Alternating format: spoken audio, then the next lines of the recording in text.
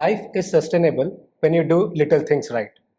Waking up before the sun, moving your body, practicing meditation, and exercising with discipline. Small habits done consistently, they don't look dramatic, but they change everything. In many ways, our planet works in the same way. The earth doesn't collapse in a day, it shifts slowly based on our choices. Our special guest today is Mr. Shakti Lekha. Before we talk about sustaining the planet, let's start with foundation of sustainable life. Are you happy, sir? I'm happy. You consider I'm happy. Every day is a better day. That's the way to be happy.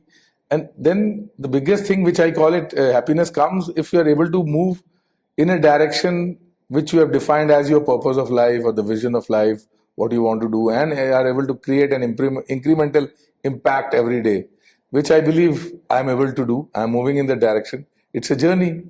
So Yes. I'm on the way. And what was your journey like to come to this stage of your life? My journey, see, just to start talk about my life journey, I was born in a small town.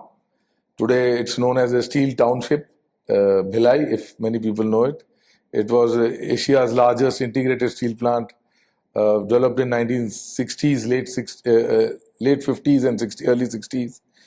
So my father used to work for Steel Authority, so I was born in that township, did my schooling all through in Bhilai, then moved into engineering, did my engineering, came to a metro city like Mumbai, started my working life out of Mumbai, and the journey has been very exciting since then. Worked with the best of the companies in the world, starting from AT&T in early days to Philips in early days. Then worked with all the Fortune 500 companies like Johnson Controls, Tyco, ABB, United Technologies, and then in Indian top three business groups for a decade. So that was my work life after my education in Mumbai and Bangalore, because I was playing between these two corridors. Started in Mumbai, then went to Bangalore, was there for a decade, came back to Bombay. Now since post-COVID, and when my book did well, I started my own consulting firm, which is Shakti Leekha Ventures, and got into an entrepreneurship place since 22. I can say fully I'm into this. So it's 4 years after my book, which is like 2020 it was done. So 5 years done. The sixth anniversary, yes, we celebrated it on 29th Jan last month, my book's sixth anniversary. Now it's part of all IIMs, all various reputed management institutes. It's good to see that in the library. Nice. And what would you say, how has the working life in India has evolved over time? So you started working long time back, almost 20, 30 years back, and now it has changed. India has changed in generally, India has changed a lot. So the working style also evolves with it. So what is your feeling about the changes of work life? I'll tell you, when we came out of engineering colleges in those days, the scenario was either you can have a government job or you can work for a semi-government or a private job. And if you come from a business family, then you do a business. Else it's a job market. So that's the thought process which was ingrained in everybody whom you find in those days. Or should you say majority, 99.99% fall in this bracket. So those days, India just got liberalized. I'm talking about mid-1995 type of a period. India just liberalized, before this it was a closed economy. So what you hear, it was generational businesses or generational stuff. So whoever is doing whatever he is doing. So after liberalization, the things were changing. So it were opening up. So we came in that right time to say so, in that when the whole market was evolving. Now there, I thought, I don't know, I have not shared this also with anybody, that I am also a half cost accountant also, a qualified intermediate cost accountant. While doing engineering, I was doing cost accounting. I said, because I was feeling after engineering could be that I was an electronics engineer, that India semiconductor takes off like how steel industry has taken off. Manufacturing, I had seen my father and all that. So I understood how works manager or general manager works is such a powerful role. So So my thought initial days were that. But when I came out, I realized India is becoming a trading hub and it's a marketplace. So sales marketing function was more critical than anything else. So that's the reason I did my management and then got into selling and marketing and that very function. So that was the scenario. So people were either doing some sort of a routine plant maintenance or a manufacturing function, or either getting into sales and marketing, and majority was getting into sales and marketing, or were going out because of the Y2K opportunity which was lying all across the world. So that is where the whole job scenario was. It was job, job, job. Cut to 2020, we are in a startup world. India has evolved. Since last one decade, we have a leadership at top which clearly talks about Atmanirbhar Bharat. So the tone, mood has changed. Where guys like us were looking up to MNCs and becoming their boys to sell their products. Now we are, the whole tone has changed. We will develop brands, we will develop manufacturing industry out of India and we'll take products to the world. So the tonality, the posturing has changed in these 3 decades. And this is an opportune time for India, what people call it the best time, a time when we are all aiming to be a Vishwaguru. So that journey has started. So now my life has also changed. So since in entrepreneurship mode, I am as SLV mentoring and creating global brands. Mm-hmm. So if you ask me, my dream today is I want to be larger than McKinsey, larger than Bain, larger than BCG, coming out of India by 2047. When India is Vishwaguru, that's the right time. We will also look like guiding the global brands which would have come from India. Yeah, that's a very, very good aim to have. So like you said, the startup culture in India has evolved. Since 2020, there are many startups coming out. You are also one of them. You have also started your company, Shakti Leekha Ventures. So what is Shakti Leekha Ventures specialized into?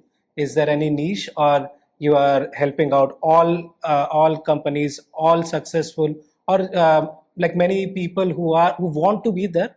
Is Shakti Leekha Ventures helping everyone out, or do you have your niche in itself? I'll tell you. Now, niche is a subject. Now, I'll tell my learning as an entrepreneur. We want to do everything for everybody. That's our end game. But niche comes in because it comes from early adopters. So my niche has come from my customers who have come early to me, or my early adopters who are helping it. So first niche came from my book itself, which I call as an authority on B2B selling. If somebody is into B2B business, it's the Gita of B2B business, if I can use that term. But it covers everything which is there, and it covers India-centric, Asia-centric, because it's not the American way how B2B works. Emotion works more than logic here. So that is being covered in that whole book, and the art and science of that whole thing. So we initially got people who wanted strategic consulting on B2B, because B2B is in a complex selling environment is not easy to crack. So that has become our niche. So there we have the forte. So be any company like we started early days with Upgrad. Upgrad also the scope of work was only on B2B. How did we develop today what you know as Upgrad Enterprise and all that. So their B2B modeling has helped them sustain, and they are the most successful at tech, because they are not just B2C but B2B as well as B2C. So they have large government contracts which are long term, which help them sustain, and revenue model stabilizes because of that strength. The second company which we worked was a visitor management company, software company, which we took global, which was essentially again B2B. How did we do partnerships or white labeling or whatever you call it? So came from that very strength.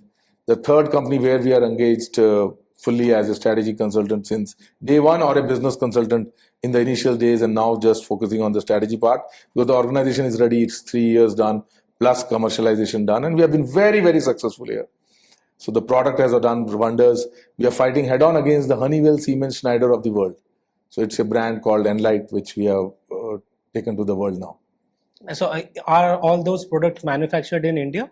All these products are made in India, designed in India. We hold patents. We have filed 7 patents, out of which we have got global patent for our architecture worldwide. We are cloud native. We are far ahead than anybody else in this game. Reason is we were born in 2016. Coming out of IIT, the best of the research, guys given the right project. We were mentoring them from the initial stage. And this industry, I was there for long, B. Johnson Controls and all. So I know what has been playing. But the unfortunate part for them is they were all born in 1970s. So when I started, it's like leapfrog.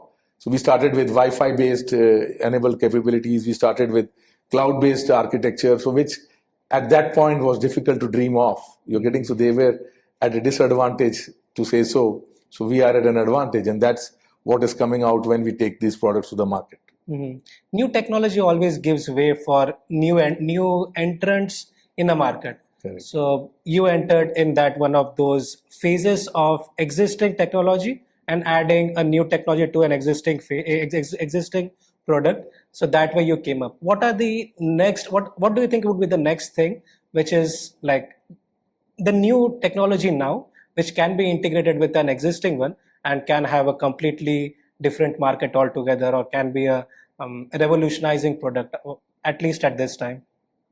See, there are 4-5 big challenges which world faces. One, what you rightly hinted at, was sustainability. Now, it's not the time when the American way of marketing will work. I'm making a very bold statement. Even Durkheim will get shock of his life. But it's the time to give shock to Americans and their way of marketing. Earlier, marketing was based on consumerism. You kept on pushing it, kept on creating desires, and kept on pushing product, creating volumes and mass production. Come this 2030, mark my word, the Gen Alpha will say, I don't want to consume more. I want to create, much of the world has been destroyed because of consumerism. So we will get into a conservation mode, we will get into preservation mode, and there is where the whole dynamics of marketing will change. The whole product development cycle will change. There is a concept called as life cycle analysis of carbon analysis of any product which you do, which was not there when I was born in sales and marketing. Nobody used to talk about. There's a concept called as CBAM, carbon business accounting frameworks. So all this will start playing up. And India has an opportunity when we are transforming, we are getting into the world to create products which are aligned to this. And by nature, we are all aligned to this. So you're getting, so that's what I'm saying, the world will change here. So the opportunities for us is in the areas like the data centers we're catching up. We do have an innovation company which we are working on, creating liquid cooling out of India. But unfortunately, we lost the plot for 3 years, or I have burnt my money for 3 years in that initiative. Reason is we don't make chips. So if I don't make chips, I don't get the parameters right. And by the time I make it, I'm outdated or I've lost the plot. So the learning is 3 years from now, India will have chip manufacturing. Trust me, we will have such companies coming out. So it again is an area of climate tech, again an area of sustainability. The other big area which I see is on the cyber security. We need to get onto this bus, and we are working on evaluating, because security will peg into cyber security, which is what we are trying to do. Today, even no platform comes out of India in cyber security. So that's a clean slate we are starting on. We are just building some tools. So that's another big area which can be looked at, and world needs this, and India needs to create this. Third area is AI, which everybody is talking. I don't have to talk to you about that area. But we have to see that AI is in a way helping on productivity, how automation helped. So very, very diligently to be done. And I believe our developers and everybody in the ecosystem, this youth which is working on, understand that very dynamics is more empathetic than the earlier generation, is what I can believe. So I believe we will come like a Vishwaguru, what we rightly said, we don't want to rule the world, but we want to be preacher of right thoughts and right values to the world. India is growing. India has been growing for some time now. And we do see so many of the foreign investments that keep on coming into India. Like I live in Australia, and when you are overseas, there's a perception or that goes around on the news that India is getting billions of dollars of investment from Europe, from US, from China, from Gulf countries. It's a lot, but on the ground level, when I visit India, that investment is not visible. I can see skyscrapers, buildings after buildings going up, but the ground reality of, I'm not saying about the roadways have improved a lot. I go to villages have good roads now. But in cities, it doesn't feel like, on ground level, it doesn't feel that it is growing that way or developing that way. The roads are not clean enough. The air quality is getting poorer and poorer in major cities. So how do you think that India can sustain that challenge of developing plus having a lifestyle that is good enough for the people in a developed country? See, you have raised a very, very important challenge which we as a nation face. There are two stories of growth in our country which are happening. One is urbanization, which is where what your challenge comes in. You have tall buildings in all urban cities, population getting concentrated, all job opportunities, all economic activity getting concentrated into these cities. Unfortunately, we didn't develop tier 2 early in the game. Now we are in the process of developing tier 2 and unlocking, but it's quite late in the game. Hence, you find air quality of urban cities going down because one hand you are doing construction, second hand the whole economic activity is happening. Hence, transport, other things are also creating their part, a bit of pollution. So there is no way. So we have to go through this grind for next 3-4 years. Trust me. So it's like while you land your aircraft, you're fitting your wheel as well. So that's the way it is working. Very difficult, but that's the transition for urbanization. The other bit we have resolved is we have done a digitization strategy, which has worked very right for us. So what you have seen through your eyes is the infrastructure on the road for tier 2, tier 3 and the villages. But the biggest thing which has happened is the digitization, their connectivity digitally with everything in the world. Now, I believe as virtual and cloud takes on with AI coming in, this whole story will get transformed into 2, 3 and villages. So that enablement has happened. But with that enablement to succeed, I only see a threat of cybersecurity. Because with digitization, that's the biggest threat. Mm-hmm. Because today, India is putting 1.4 billion people on Aadhaar, on the digital UPI mode, which no country in the world can think of at that scale. But at that scale, if something really becomes messier, somebody does, because we don't have even encryption platform of ours.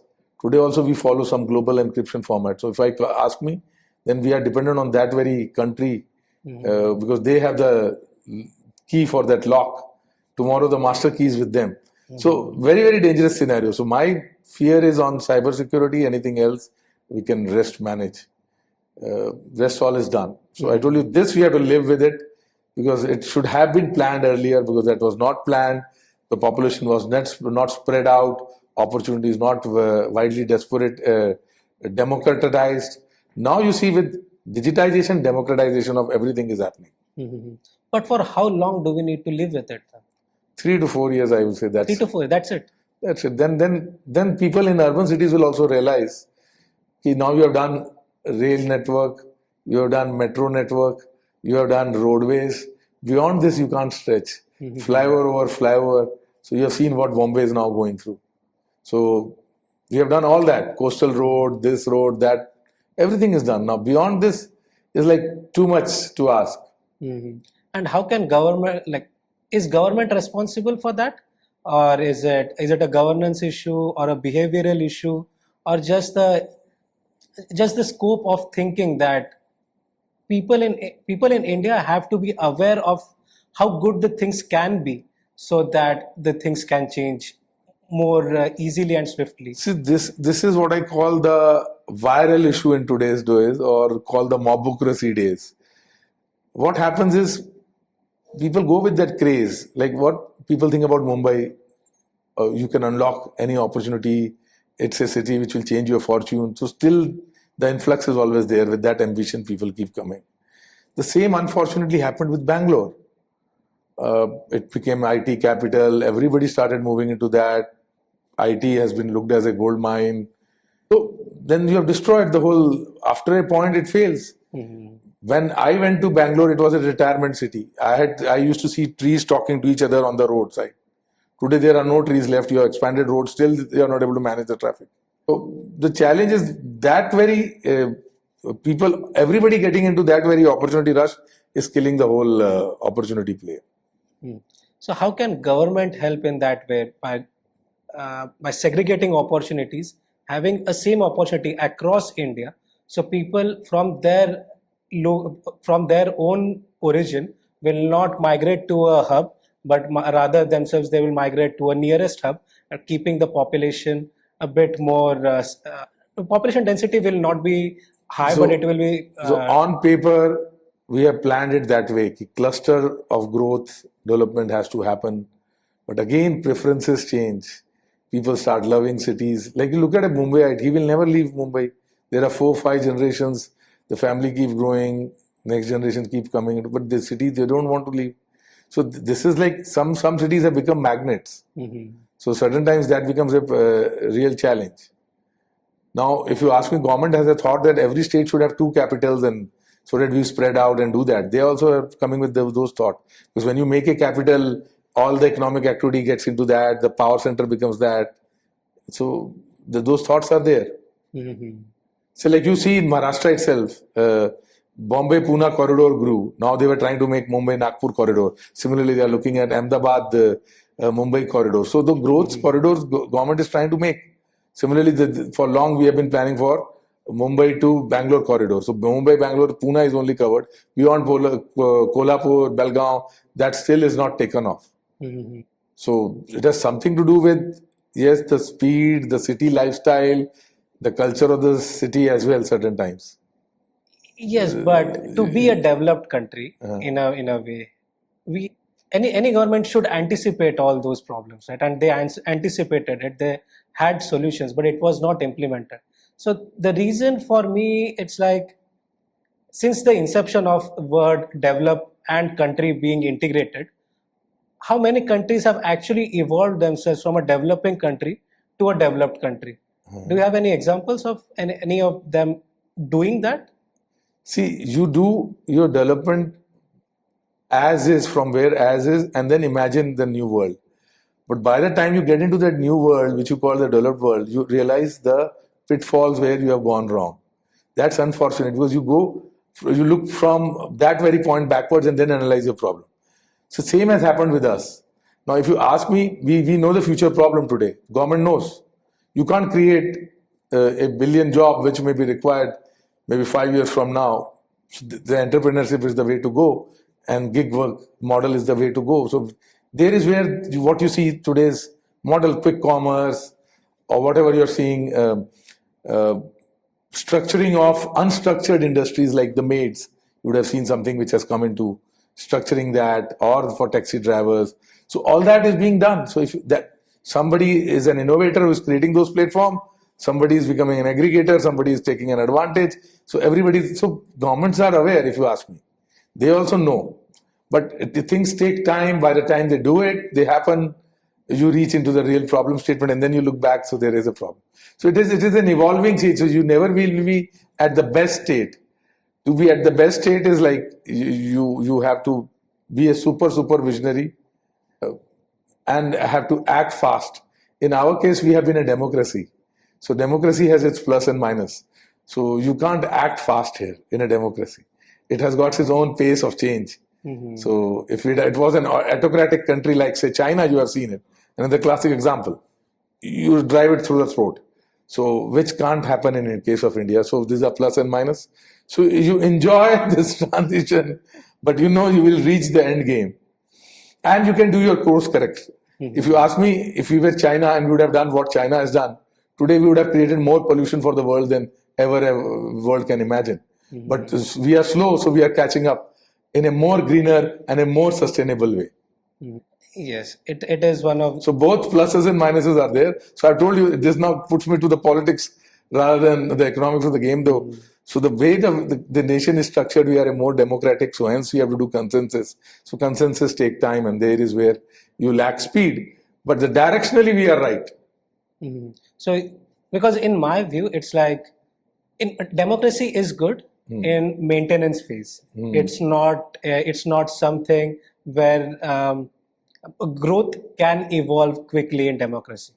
But in an authoritative, in a centralized form of leadership, growth becomes priority, and development of each and every individual comes first than internal politics or the processes that takes place with politics.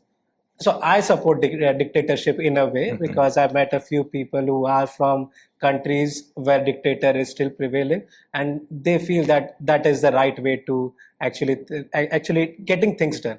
So that is why that is how my thinking has evolved from democracy to dictatorship. And I'm like, okay, as long as growth is there, growth is the main focus.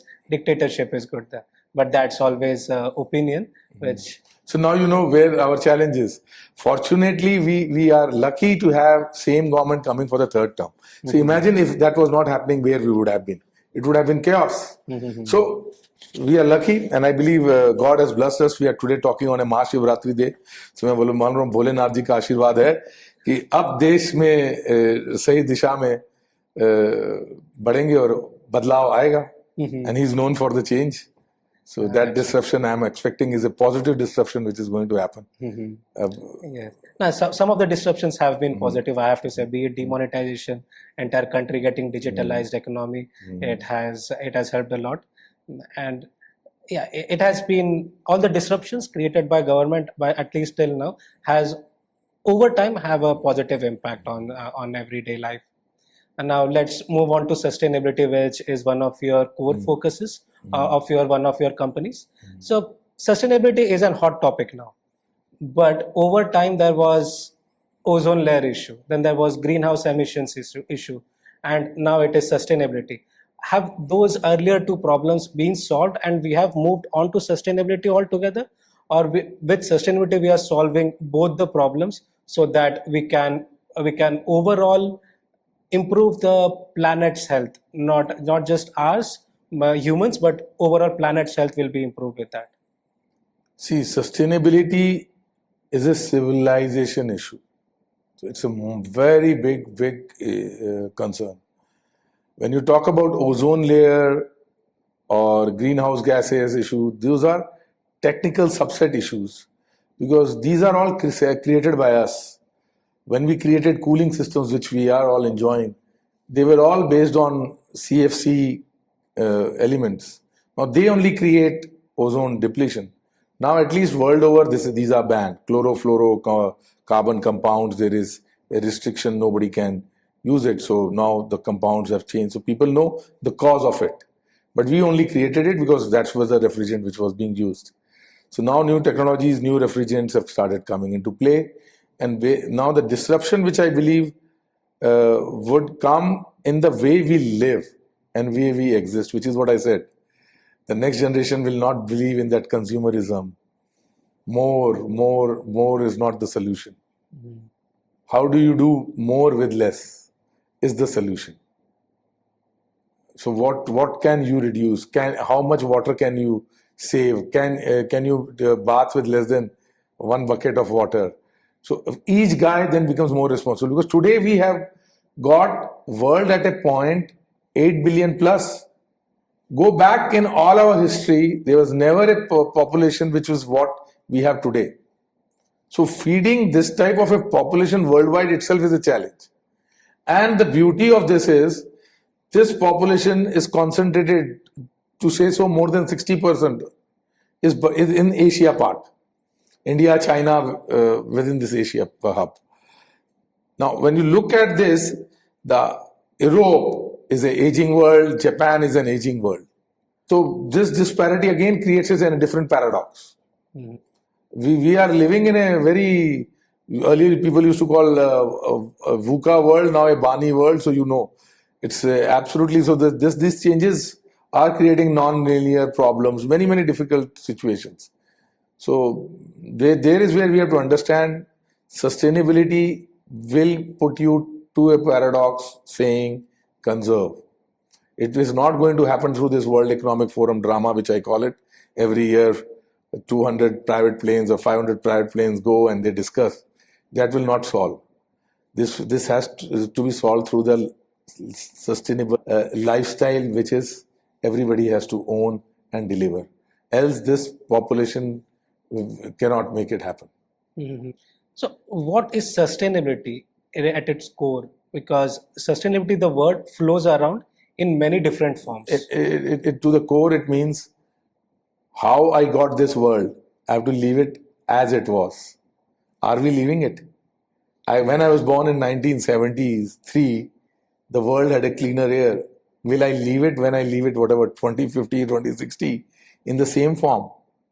If I don't, I have not lived sustainably. I have not left the world how it was. Because then the next generation sees it in a very degraded form, which is what I'm saying. You may not feel it, but your Zen Alpha is feeling it, is observing it. You look at children today, half the children are going through asthma and chest problems at the age of 8, 10, 6. In our days, never ever. You used to say after 75 years. So this is all our created. Yeah. So what is the worst case scenario? Like if we don't do all the things. Worst case scenario is something like COVID, which you saw. There could be an epidemic which will come in and which will destroy more than 1/3 or half the population in the world. And then you will come back to some sort of a normalization position. Less number of users, less number of consumers, less number of capacity to be needed to be made and whatever. So the whole thing gets recalibrated to what it can sustain. In your view, who has the more contribution? A government can contribute more, or an individuals collectively can contribute more towards this, towards the betterment of. It's only one word: responsible living. People have to get into something called as responsible living. It's a lifestyle change. Governments can also bring that change. Jaise Lal Bahadur Shastri ji, if you remember, in China, Indo-China days, he said, "Har koi upvas rakhega." We had that grains problem. So similar type of a thing has to be made. Some discipline has to be brought in. You will not fly more than this. Try do remote calling. Manage the world. Set right expectation. Use right technologies. Like you see this type of all these quick commerce guys, they are all using electric vehicles. So these are all new age companies. They are all building on sustainability theory. I don't want to name a new age quick commerce company where the founders told me, "Uncle, we'll remove refrigerators from your home and we'll create sustainable world." 10-minute delivery was born from that concept, which would be impossible to digest for somebody. Because I am fortunate because I worked with these 3 young boys when they were early putting their plan together. So I have certain insights. So that type of changes will change the world. Now you got it. So every home without a refrigerator would be a more sustainable world.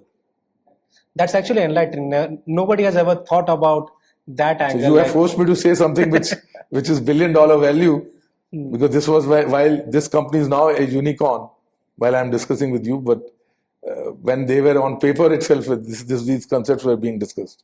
So that's why I'm saying India now knows what it needs to do. We are there in the game. Have some patience. We will make it happen. And SLV will beat Bain, will beat BCG of the world, which were born in those management days, coming out of America, consumerism and all that. We will talk about a new responsible way of living, responsible world, and a sustainable world. Never thought about it in that way.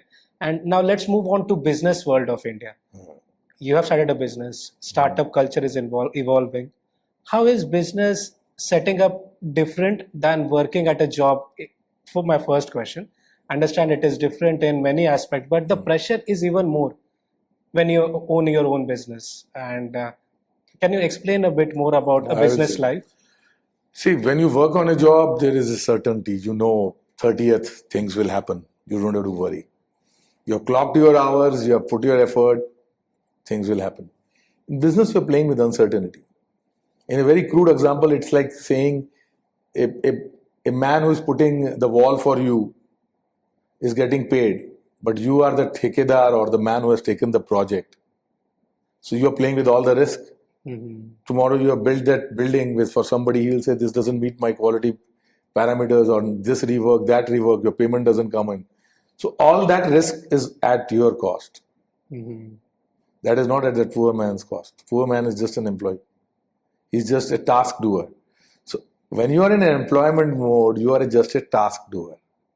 When you are in entrepreneurship mode, you are a visionary, you take the risk, tasks are to be managed and done. So that is given. So the whole environment changes. So you have to be more resilient, is what the basic first characteristic which changes. Otherwise, the anxiety will kill you. And second, you have to be ready for long haul. And businesses, I always say you don't make it in first attempt. So you have to be ready for coming back again. In my case, I don't know, many people know it. I started my first business in 2012, before joining Bajaj Electricals, if you know where we had met. I did that. It was not working out. I dropped the ball. That was a private limited energy trading company. I started way back when nobody was knowing green energy. We were the first energy trading company in those days, coming out of UTC, because I understood fuel cell and other stuff, because UTC was ahead in the curve. So I thought, India, that will work. It did work, but the thing was, I had to have a long patience game, which that point I couldn't have. Then I had to drop it. Then I came back to work life, then looked at a right time. And this time I said, we will develop from credibility place. Because last time my learning was I didn't have credibility and I wanted to get in. So that takes time. So this time the book worked, the credibility worked, so I'm sustaining. But scale, yes, is a challenge still now, which is what, with friends like you, there all across the world, will get us visibility across the world, and we will do everything. And we have kept no barriers. So we will do whatever it covers in the consulting domain. We have all types of experts with us. We have all partners who are experts in various domains. So the first business you started was green energy when the world didn't know about it. And then you started it now. So what were the learnings or the challenges that you faced then, which you think that you can overcome those challenges now? And what are the challenges that other businesses face as well, so that they can be aware of those challenges to come in their way along the journey, and then be ready with it and not panic when the challenge happens? What are some of the challenges that come in a business journey? See, the biggest challenge which comes is the time gap between the first and the second customer. You really don't know. Because in initial days when you're building up, it's not that easy. So first few initial you would have got, then to build from that initial reference point may not be easy. Second, there could be certain policy changes which would happen, which is not, and you are just playing with one element. You will not have multiple revenue streams. So there is where you will go wrong. This was my first learning. At that point in time, I was like in a late 30s when I started. So I had only reserves planned for 9 months, 10 months or 1 year, and didn't have a parallel source of income coming in. But when I did it second time, I had all that planned out, multiple sources of income. So I know I will not go dry. I can sustain, I can wait, and I can pivot as well. See, when you don't have the other things working for you, you may not even be able to pivot. Because pivoting will also cost you money. The second time when I have done it, the environment has also become conducive. The mindset has also changed. People are ready to experiment. People want to give opportunities to the new. Because at some stage, the people were not that open, not that receptive. So like you said, when you started your first business, it was when you were 30 years old. But starting early gives you that kind of flexibility as well, right? You can take more risks when you are starting early. When you are starting a bit later, you have that cushion of not financial loss, but at least you have seen the world in a much broader way. You can face, you have the confidence that all the challenges you can solve. But when you're young, it becomes much easier to face those challenges. In a way, it's all crude to you. So do you think starting early is better, or just gain some experience, gain the experience of the real world, and then start a business? There's nothing called as early or late. Whenever you feel it is right, start it. Attempt it. Don't think too much. Don't think too much. This is like on hindsight, you can create all stories. But don't wait. Act. The most important is act. And if you believe it is not working and you want to cut it short fast. Don't delay. See, half the time people get into their thinking mode and not acting. That is most detrimental for any business. Then you are only losing. There is only a losing game. So you cut it short, you pivot it, and it doesn't go waste. See, my connects of those days have also helped me today, who know me that first venture. And they also know how I do it, how it works. So they know sustainability is core to me. Day one, we started with that. So that premise helps me while I'm building up my second business. So sustainability is only one part of your business. Right? Correct. You have multiple avenues from where not generate revenue, but multiple avenues of products that you have. Can you explain on those? Not explain, but talk about on those avenues. See, I'll tell you my biggest pillar today, which I want to promote worldwide, is create India brand story. So one, clearly sustainability vertical, which we are working on that, creating products around that. The second is on other verticals also, like for a security product coming out of India for the world. So we are creating certain other products or certain brands which just need rejig and want global presence. Like I was working with the Kolhapuri Chappal guy also for some time. But you asked me, we couldn't create the plot which we should have been. That's a failure for us. And then I heard Parado taking it and positioning it. Now our dream was also similarly. We were talking to one of the largest cricketers brand, Manyavar, if you know, to push it and position it. But somehow we couldn't fit the plot. Somewhere we lost the game. If we would have done it, so that also we are trying to do. Because that India story as a brand, we want to take it to the world. If you don't take it as a brand, it becomes a cost story. India is always being looked as a cost place, which we are not.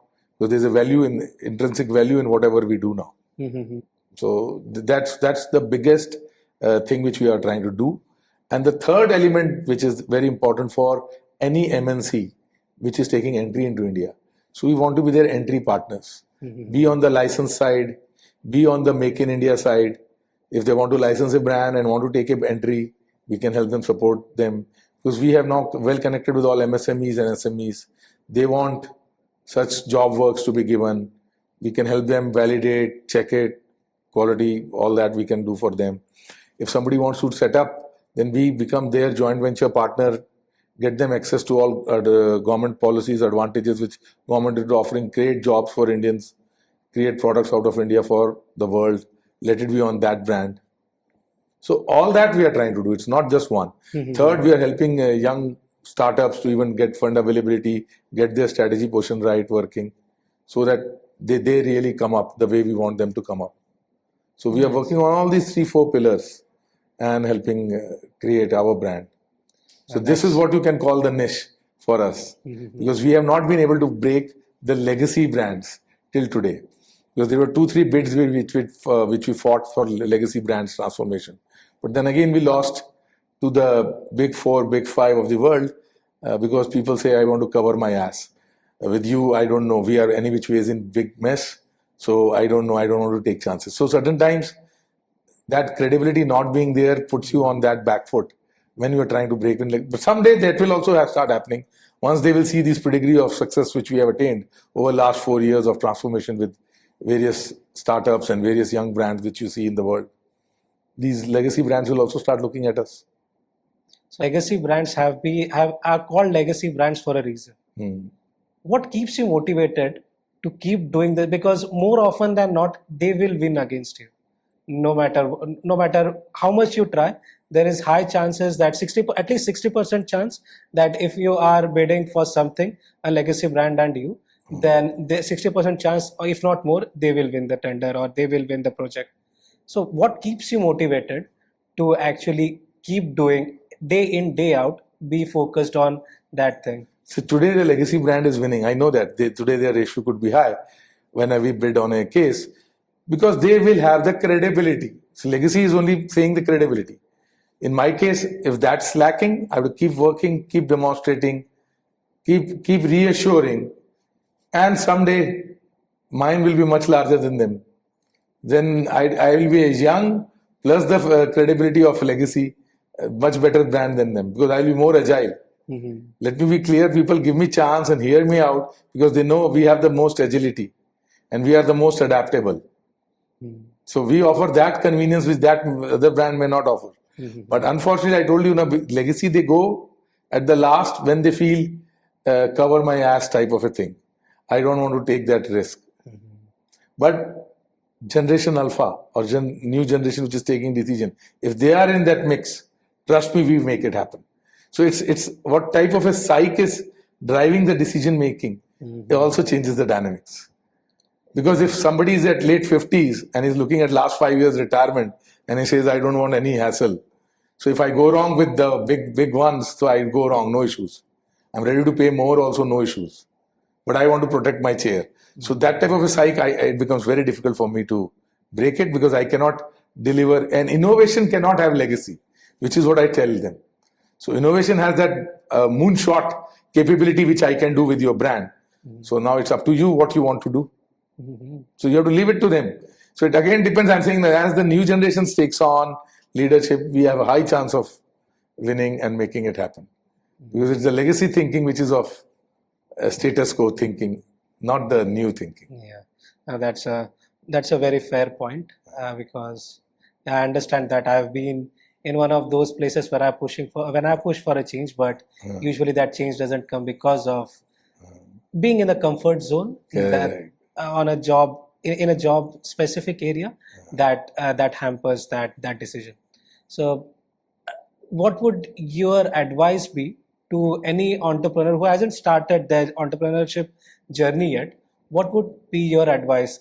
Okay, just do it, or those kind of is one of the things. Don't think too much, but do it and then think about it. But what would be more implementable advice so that they can actually start? There is a process for them to start a business then. There is something called as a canvas, which is I don't know, I didn't share with you.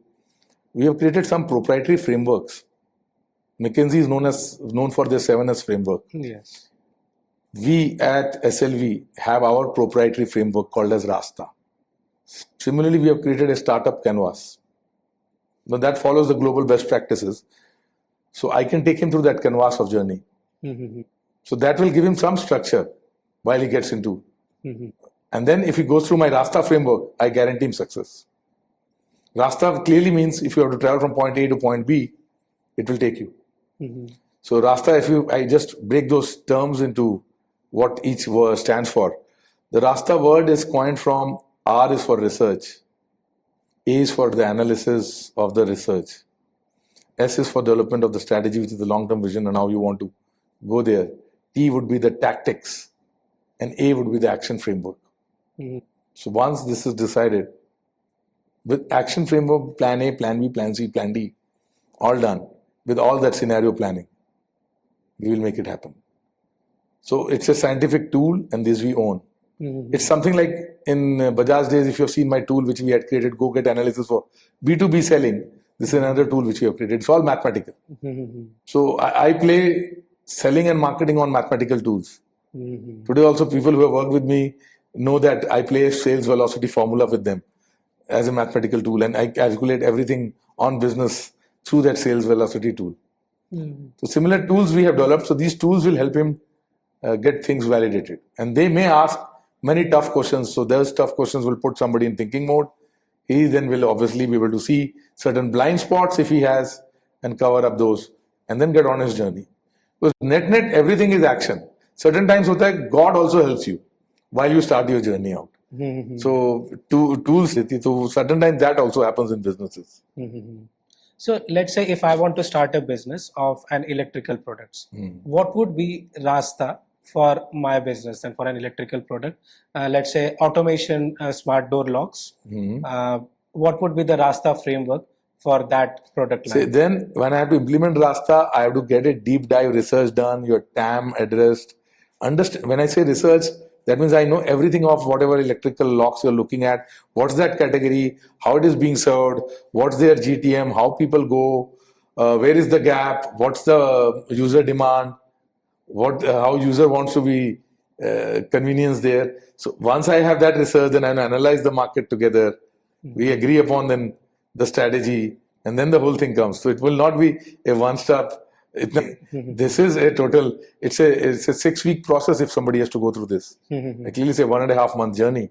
Together we have to do it, and it's done like a scientific tool. And this is trademark to us, huh? Trust me. Tomorrow, if my dream is it has to be $1 billion tool.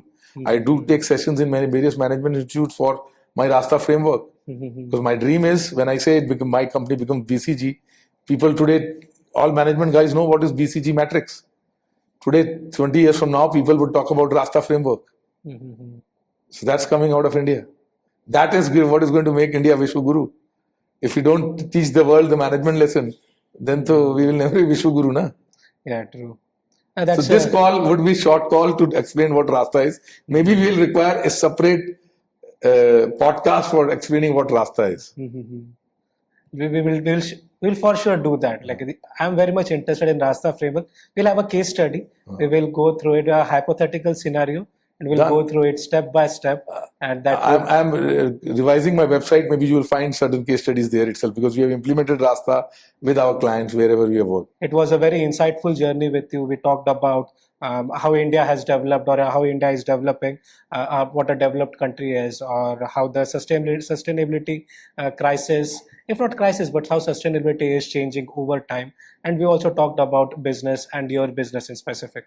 So, what gives you optimism for a better future, if I can ask as a last question? What gives me, because I am seeing every day is a better day. So that's the way it will be. And I'm confident of today's youth and today's children, which will turn into youth tomorrow. They understand this world much better than us. We used to read books. They see podcasts, and they see all these reels. They get it, the gist of it, in minutes and seconds. Now they all use AI tools. I still remember in my days, school days, I was sent for tuition classes to write letters here. How to write a letter? Tell me today which boy needs that coaching or learning. So they will be with more relevant skills here. When trainees used to come to me, I used to tell them to show me a draft letter before it goes out. Today, who talks about such things? So many things have changed. So this every day is a better day, and things are getting smarter, better, faster, efficient. We have to just keep adapting. So keep adapting, keep evolving. Every day is a better day. And one message to conclude for listeners to take away from this episode in terms of sustainability and development. Responsible living is the message. Be responsible for what you are doing. If you are procuring, say, buying 4 cars or 5 cars and driving recklessly and moving and not thinking twice, or not looking at an economic way of doing things, you think you can only consume the world. So those things people have to be cautious of. It's not that you're trying to be miser or something like that. Just be cautious of what you're doing. Be cautious how you got the world and what you're leaving behind. As you rightly said, roads being dirty, somebody would have got it clean. Somebody has made it dirty, but he didn't take back that very kachra and put it in a dustbin, or got it recycled, or left it in the shape. So that is what we are doing. The simple thing which you are asking, that's what I'm asking as a behavior change from everybody. Just be more responsible citizen, behave more responsibly, and that's it. That's the message for the world. Thank you. Thank you very much for your time, and thank you for coming on our podcast.